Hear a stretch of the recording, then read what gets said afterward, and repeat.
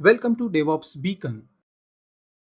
In this video, we are going to install Java 11 on Ubuntu operating system, Ubuntu 22 version. So let's verify. Whether Java is already installed on this system or not.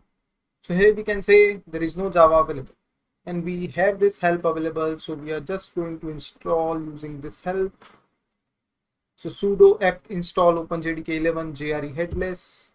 We are going to provide our password, and here we can say yes, install rest of the things. It will take some time and it will install Java on Ubuntu operating system.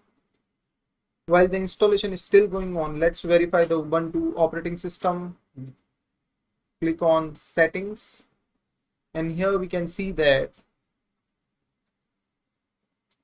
the OS name is Ubuntu 22.04 LTS.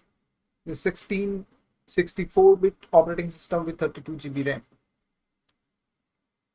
Let's see what is happening with our installation. It is still working. We can see that now rest of the installation is done.